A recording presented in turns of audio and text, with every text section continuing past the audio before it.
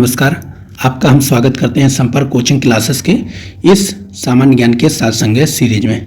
तो साथियों, आज हम स्टार्ट करने वाले हैं 25,000 प्रश्नों के बारे में अगला वीडियो। तो आज हम पार्ट नंबर 4 देखेंगे, महाजनपद काल। तो साथियों, जैसे कि आप देख पा रहे होंगे महाजनपद काल। सबसे पहला क्वेश्चन, पाली ग्रंथों में गांव के मुखिया को क्या कहा गया है? भोजक या ग्राम भोजक? पाली ग्रंथों में गांव के मुखिया को क्या कहा गया है? भोजक, ग्राम भोजक। उज्जैन का प्राचीन नाम था अवंतिका। उज्जैन का प्राचीन नाम था अवंतिका। नंद वंश का संस्थापक कौन था? महापद्मानंद। नंद वंश का संस्थापक कौन था? महापद्मानंद। प्राचीन भारत में पहला विदेशी आक्रमण किनके द्वारा किया गया? ईरानियों द्वारा।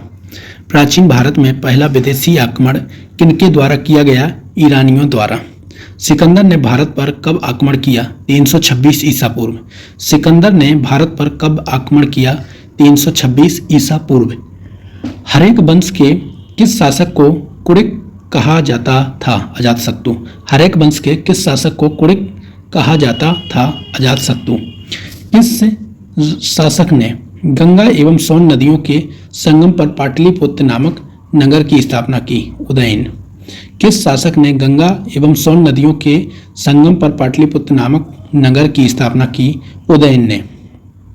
323 ईसा पूर्व में सिकंदर महान की मृत्यु हुई थी बेबीलोन में। 323 ईसा पूर्व में सिकंदर महान की मृत्यु हुई थी बेबीलोन में। सिकंदर महान, अलेक्जेंडर द ग्रेट, सिकंदर महान एवं पोरस यानी पुरु की सेनाओं ने किस नदी के आमने सामने वाले तटों पर पड़ाव डाला हुआ था? झेलम के। सिकंदर महान एवं पोरस पुरु की सेनाओं ने किस नदी के आमने सामने वाले तटों पर पड़ाव डाला हुआ था? झेलम के। किस प्रकार का मृदभांड पॉटरी भारत में द्वितीय नगरीकरण शहरीकरण के प्रारंभ का प्रतीक माना गया? उत्तरी काले पॉलिशकृत बर्तन NBPW। किस प्रकार का मृदभांड भारत में द्वितीय नगरीकरण शहरीकरण के प्रारंभ का प्रतीक माना गया? उत्तरी काले पॉलिशकृत बर्तन। मगध की प्रथम राजधानी कौन सी थी? गिरिब्रज या राजगृह? मगध की प्रथम राजधानी कौन सी थी? गिरिब्रज या राजगृह? किस शासक द्वारा सर्वप्रथम पाटलिपुत्र का राजधानी के रूप में चयन किया गया? उदयन द्वारा। किस शासक द्वारा सर्वप्रथम पाटलिपुत्र का राजधानी के रूप में चयन किया गया? उदयन द्वारा। 16 जनपदों की सूची उपलब्ध है अंगुत्तर निकाय में। 16 महाजनपदों की सूची उपलब्ध है अंगुत्तर निकाय में। मगध का कौन सा राजा सिकंदर महान का समकालीन था? घनानंद। मगध का कौन सा राजा सिकंदर महान का समकालीन था? घनानंद। प्रथम मगध साम्राज्य का उत्कर्ष किस सदी में हुआ था? 6ठी सदी ईसा पूर्व। प्रथम मगध साम्राज्य का उत्कर्ष किस सदी में हुआ था? 6ठी सदी ईसा पूर्व। सिकंदर के आक्रमण के समय उत्तर भारत पर किस राजवंश का शासन था? नंद वंश का। सिकंदर के आक्रमण के समय उत्तर भारत पर किस राजवंश का शासन था? नंद वंश का। ईसा पूर्व 6वीं शताब्दी में प्रारंभ में भारत का सर्वाधिक शक्तिशाली नगर राज्य था मगध। ईसा पूर्व 6वीं सदी में प्रारंभ में भारत का सर्वाधिक शक्तिशाली नगर राज्य था मगध। नंद वंश का अंतिम सम्राट कौन था? घनानंद। नंद वंश का अंतिम सम्राट कौन था? घनानंद। भारत में सिक्कों मुद्रा का प्रचलन कब हुआ? 600 ईसा पूर्व में। भारत में सिक्कों मुद्रा का प्रचलन कब हुआ? 600 ईसा पूर्व में। अभिलेखी साक्ष्य से प्रकट होता है कि नंद राजा के आदेश से एक नहर खोदी गई थी कलिंग में। अभिलेखी साक्ष्य से प्रकट होता है कि नंद राजा के आदेश से एक नहर खोदी गई थी कलिंग में। पहला ईरानी शासक जिसने भारत के कुछ भाग को अपने अधीन किया था? डेरियस। पहला ईरानी शासक जिसने भारत के कुछ भाग को अपने अधीन किया था? डेरियस। मगध के किस प्रारंभिक शासक ने राज्यारोहण के लिए अपने पिता की हत्या की एवं इसी कारणवश अपने पुत्र द्वारा मारा गया? अजातशत्रु। मगध के किस प्रारंभिक शासक ने राज्यारोहण के लिए अपने पिता की हत्या की एवं इसी कारण किसी कारणवश अपने पुत्र द्वारा मारा गया। अजातशत्रु। किस शासक ने अवंती को जीतकर मगध का हिस्सा बना दिया? शिशुनाग ने। किस शासक ने अवंती को जीतकर मगध का हिस्सा बना दिया? शिशुनाग ने। कौन सा बौद्ध ग्रंथ 16 महाजनपदों का उल्लेख करता है? अंगुत्तर निकाय। कौन सा बौद्ध ग्रंथ 16 महाजनपदों का उल्लेख करता है? अंगुत्तर निकाय। विश्व का पहला गणतंत्र वैशाली किसके द्वारा स्थापित किया गया? लिच्छवी द्वारा। विश्व का पहला गणतंत्र वैशाली किसके द्वारा स्थापित किया गया? लिच्छवी द्वारा। प्राचीन श्रावस्ती का नगर विन्यास किस आकृति का है? अर्धचंद्राकार। प्राचीन श्रावस्ती का नगर विन्यास किस आकृति का है? अर्धचंद्राकार। मगध के सबसे प्राचीन वंश के संस्थापक कौन थे? बृहदत्त। मगध के सबसे प्राचीन वंश के संस्थापक कौन थे? बृहदत्त। कली ग्रंथों में गांव के मुखिया को क्या कहा गया है? भोजक। कली ग्रंथों में गांव के मुखिया को क्या कहा गया है? भोजक। गृहपति का अर्थ क्या है? धनी व्यक्ति। गृहपति का अर्थ क्या है? धनी व्यक्ति। अब बात करेंगे जैन संगीतियाँ। संगीति समय स्थल अध्यक्ष। प्रथम जैन संगीति चंद्रगुप्त मौर्य के समय में हुई थी पाटलिपुत्र में, और इसके जो अध्यक्ष थे वो थे स्थूल भद्र। द्वितीय संगीति, द्वितीय जैन संगीति 512 ईस्वी में वल्लभी स्थल पर, और अध्यक्ष थे देवर्धि क्षमा श्रमण। इसी प्रकार बौद्ध संगीति हैं। और प्रथम संगीति की हम बात करें तो 483 ईसा पूर्व, ये अजातशत्रु के शासन काल में राजगृह में हुई थी, और अध्यक्ष थे महाकश्यप।